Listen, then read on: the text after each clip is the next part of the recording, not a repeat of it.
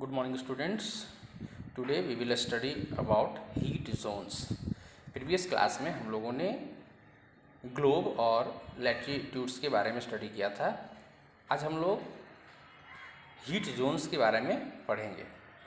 All the places on the earth do not receive the same amount of heat from the sun.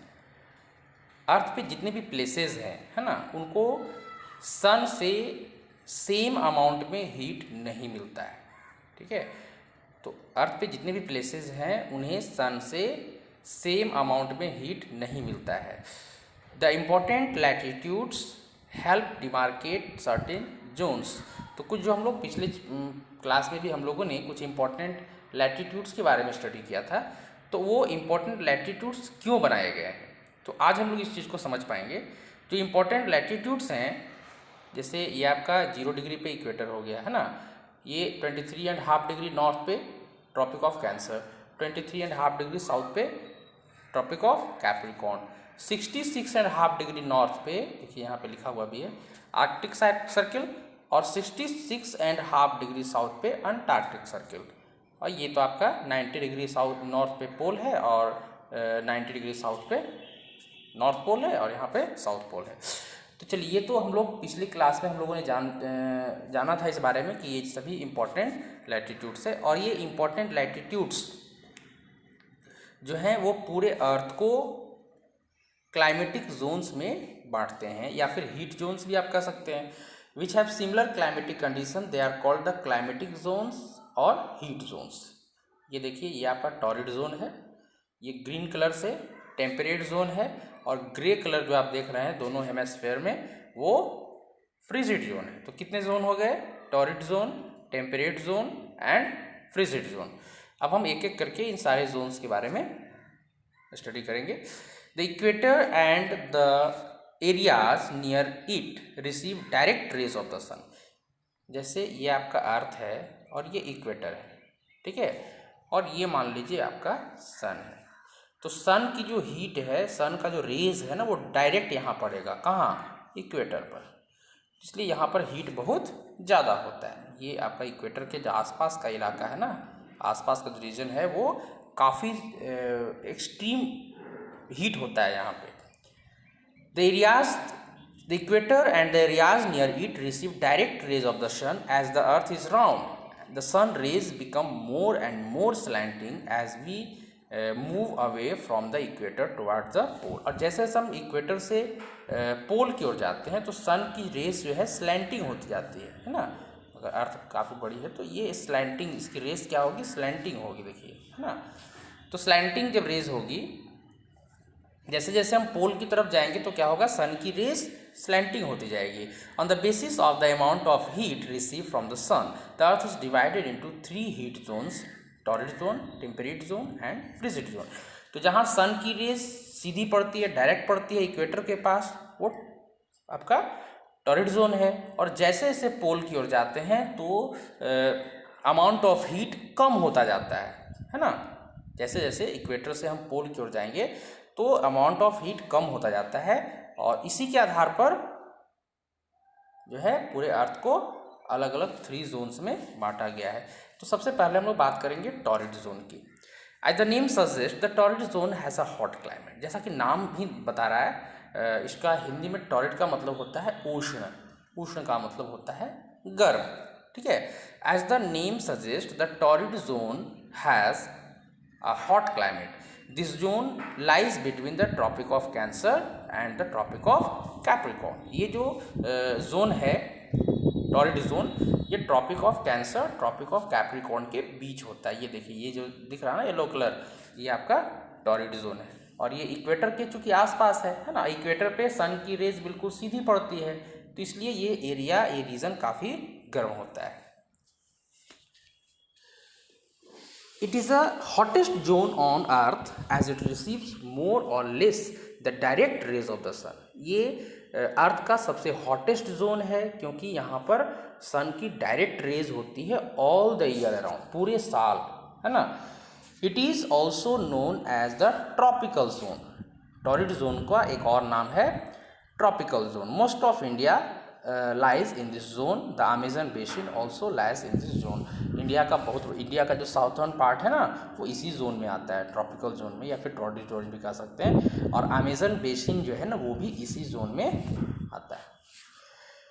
इसके बाद है temperate zone. There are 2 temperate zones on the earth, north temperate zone and south temperate zone. तो north temperate zone is in northern hemisphere between Tropic of Cancer and Arctic Circle, and the south temperate zone lies between the Tropic of Capricorn and the Antarctic Circle। ये देखिए, Tropic of Cancer 23.5 degree north पे है और Arctic circle 66.5 degree north पे है। तो ये northern hemisphere में नॉर्दर्न टेम्परेट जोन है जो कि ट्रॉपिक ऑफ कैंसर और आर्कटिक सर्किल के बीच में है ना। और साउदर्न हेमिस्फीयर में साउथ टेम्परेट जोन है जो कि ट्रॉपिक ऑफ कैप्रिकॉर्न और अंटार्कटिक सर्किल के बीच में है ये। तो टेम्परेट जोन्स कितने हैं?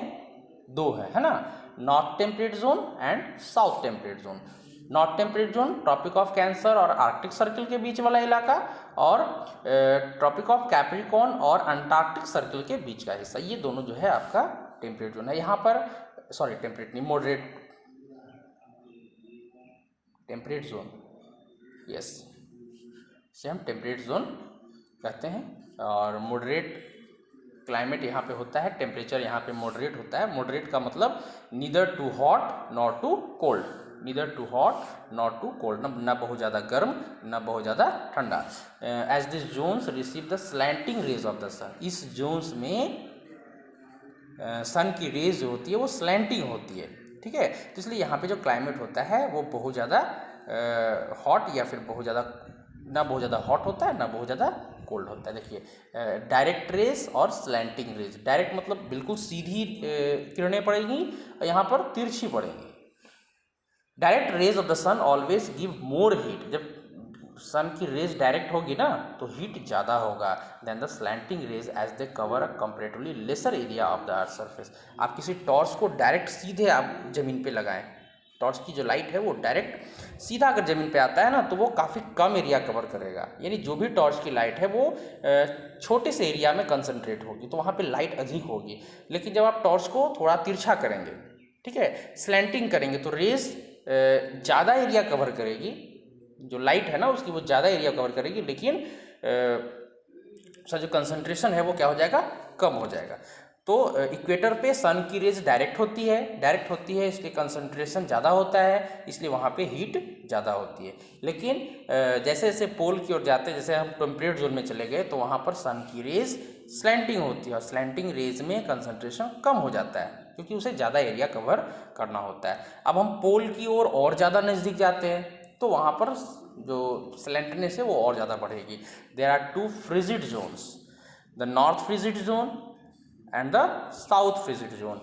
North frigid zone lies between the Arctic Circle and the North Pole, while the south frigid zone lies between the Antarctic Circle and the South Pole. ये देखिए,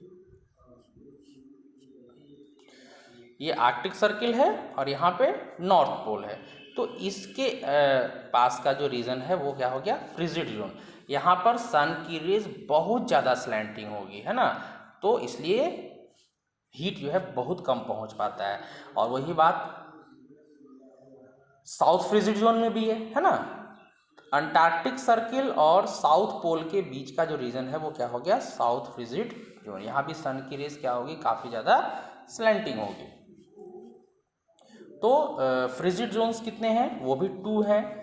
नॉर्थ फ्रिजिड जोन जो कि Arctic Circle और north pole के बीच है, और south frigid zone lies between the Antarctic Circle and the south pole. This 2 zones receive the least amount of heat. ये दोनों जोन्स यानी जो दोनों फ्रिजिड जोन्स हैं ये काफ़ी कम हीट इनको मिल पाता है। They are the coldest region of the world, और ये वर्ल्ड के सबसे कोल्डेस्ट रीजन्स हैं। Antarctica lies in the frigid zone, Antarctica जो है वो फ्रिजिड जोन में ही है ना। और हमारा जो इंडिया है ना वो मतलब उसका जो साउथ पार्ट है वो टेम्परेट जोन में है, और साउथ पार्ट जो है वो टॉरिड जोन में या फिर ट्रॉपिकल जोन में है साउथ पार्ट, और जो नॉर्थ पार्ट है इंडिया का वो टेम्परेट जोन में है। मतलब आधा इंडिया टॉर्रिड जोन में और आधा टेम्परेट जोन में होता है। तो उम्मीद है स्टूडेंट्स आप इस चीज़ों को समझ गए होंगे, यानी जो जोन्स है ना अर्थ के उसको आप समझ गए होंगे। आप इसे स्टडी कीजिएगा घर पे। मिलते हैं नेक्स्ट वीडियो में। आज के लिए इतना ही।